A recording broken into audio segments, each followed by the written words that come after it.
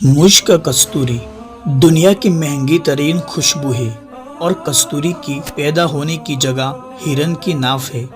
جس ہرن کی ناف میں یہ کستوری بنتی ہے وہ خود اس خوشبو کو سونگھ کر خود ساختہ ہو جاتا ہے، اور سنا گیا ہے کہ کھانے کے بعد ہرن اپنا پورا وقت اس کستوری کو کھوجنے میں پہاڑوں میں بھٹکتا رہتا ہے، مگر اس چیز سے لا علم رہتا ہے کہ وہ خوشبو اس کی اپنی ناف میں سے آ رہی ہے۔ ہرن کی لا علمی پر آپ یقیناً ہنسیں گے،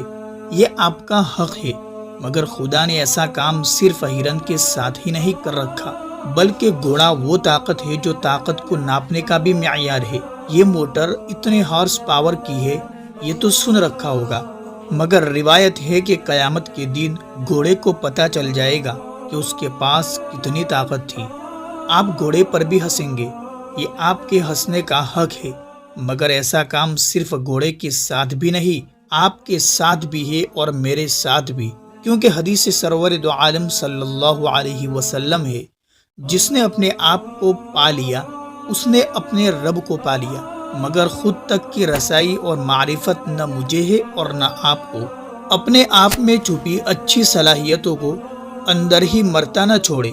شاعر کا ایک شعر، ضمیر اگر زندہ ہو تو جاگ ہی جاتا ہے، ضمیر اگر زندہ ہو تو جاگ ہی جاتا ہے، کبھی گناہ سے پہلے کبھی گناہ کے بعد۔